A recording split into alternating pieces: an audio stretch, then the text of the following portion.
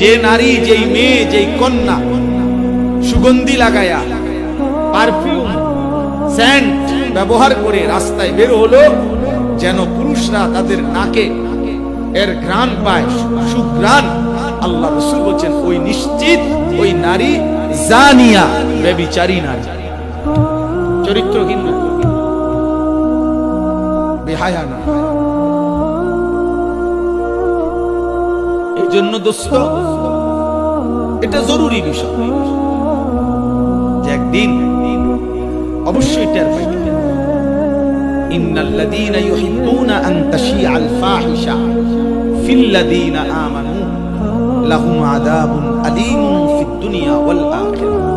আল্লাহ বলে, নিশ্চয়ই যারা মুসলমানের সমাজে, মানুষের সমাজে অশ্লীলতা, বেহায়াপনা, নারী পুরুষ, ছেলে মেয়ের অবাধ মেলামেশা এটাকে জারি করে দিচ্ছে, এটা প্রচলন করে দিচ্ছে, প্রচার প্রসার ঘটাইতেছে, এটাকেই যারা পছন্দ করছে, এটাকেই যারা উৎসাহিত করছে, আল্লাহ ওয়াদা দিয়েছেন, আমি আল্লাহ ওয়াদা দিলাম দুনিয়া এবং আখিরাত উভয় জায়গাতেই আমি এমন নাফরমানদেরকে নিকৃষ্ট আযাব দেব।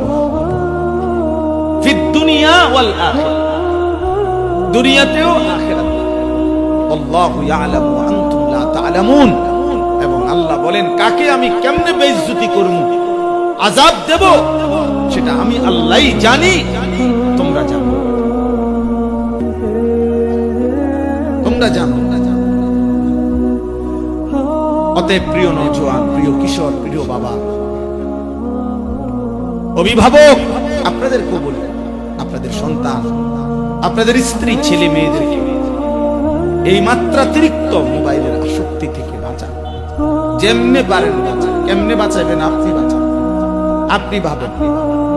আপনি না বুঝলে যার যার মহল্লার স্থানীয় উলামায়ে কেরাম, আইম্মায়ে কেরাম, ওনাদের থেকে মাশওয়ারা নেন, পরে ফিরান। 16 বছরের ছেলেটা শেষ হয়ে গেছে, 16 বছর। আমরাও দুষ্টামি করছি চাচা, ছোটবেলায় আমরাও খেলাধুলা করছি, কিন্তু আমাকে দুষ্টামি বলতো ওইটারে, যে খানা দুপুরবেলা জোহরের পরে খাওয়ার কথা, 3টা বাজে গেছে, এখনো খানা খাইতে আসি নাই। ছেলে পেলে আমরা মিল্লা হয়তো হাডুডু খেলতেছিলাম আলু ক্ষেতের মধ্যে। আমার মনে আছে গ্রাম অঞ্চলে আমরা নানার বাড়িতে বেশি মজা খেলতাম। আলু উঠাইলে আলু ক্ষেত ঝুরঝুরে হয়ে যায়, মাটিগুলা নরম হয়ে থাকে, এই আলু খেতে হাডুডু খেলতে মজা। প্রথম আদেশ হলো সবার প্রতি, সবগুলো হাতে ধরা মোবাইল বন্ধ করতে হবে। মোবাইল হাতে ধরে ভিডিও বা রেকর্ড করা আমি নিষেধ করব। এরপরে চালাকি করে অথবা লুকিয়ে অন্য কেউ করলে তো তোমার জন্য আমার ওয়াজ না, তোমার জন্য আমি ওয়াজ করছি না, তোমার জন্য আমার কোনো দোয়াও না। নিজের গাদ্দারি করে যদি কেউ করো তো ঠিক আছে, তোমারটা তুমি করতে থাকো, বাকি এটা মনে রেখো, তোমার জন্য আমি ওয়াজ করছি। আর ওয়াজ তার জন্যই করছি যে আমাদের চেহারার দিকে তাকায় থাকে,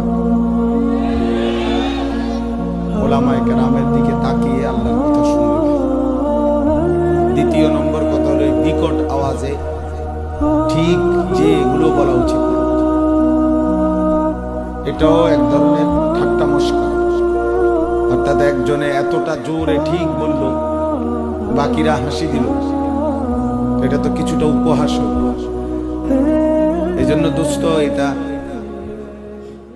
নির্বাচন না, জনসভা না, ভোট প্রার্থনা না, আল্লাহর কথা, আল্লাহর কথাই বলা হবে, আল্লাহর জন্যই আসা, আল্লাহর জন্যই বসা, আল্লাহর জন্যই এই উপস্থিতি।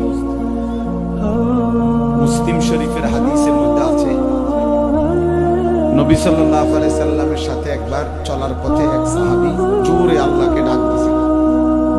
তো নবীজি তখন ওনাকে থামায় দিয়েছেন, থামাই দিয়া বলছেন, ইন্নাকুম লা তাদউনা আসাম্মা ওয়ালা গায়িবান, তোমরা যাকে ডাকছো তিনি তো এমন না যে তিনি কানে শুনে না, এত জোরে চিৎকার মারলেন। দ্বিতীয়ত বললেন যে তিনি তো তোমাদের থেকে অনুপস্থিত নন, তিনি তো কাছেই আছেন, কাজেই এত জোরে চিৎকার করছো।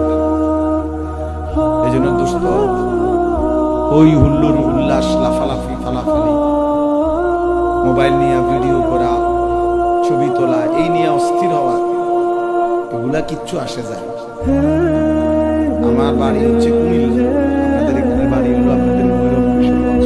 দেখেন তাইলে কারে দিয়া কার কি, আমার পথে আমি, আপনাদের কথা আল্লাহর জন্য, দ্বীনের কথা বলার জন্য, শোনার জন্য একসাথে হয়। সেটাই যদি উদ্দেশ্য হাসিল না হয়, তাইলে এই সস্তা জনপ্রিয়তা দিয়ে কিচ্ছু আসে না। এর কোনো 2 পয়সার কোনো ফায়দা আখিরাতের বিবেচনায় নাই। আমার সাথে কারো ছবি, কারো সাথে আমার ছবি, কোনোটা দিয়েই কিচ্ছু আসে না, কিছুই আসে না। এই জন্য পরকালের বিবেচনায় মোবাইলের এই ব্যস্ততার 2 পয়সার কোনো মূল্য নেই। দুঃখের বিষয় হলো, আফসোসের বিষয় হলো, পাঞ্জাবিওয়ালা টুপিওয়ালাও ব্যস্ত মোবাইল নিয়ে। এটা জাতির অধপতনের শেষ সীমা, আমাদের দুর্ভাগ্যের শেষ সীমা। যাদের থেকে উন্মত রাহাবারি পাবে, তারাই ব্যস্ত মোবাইল নিয়ে, তারাও ব্যস্ত।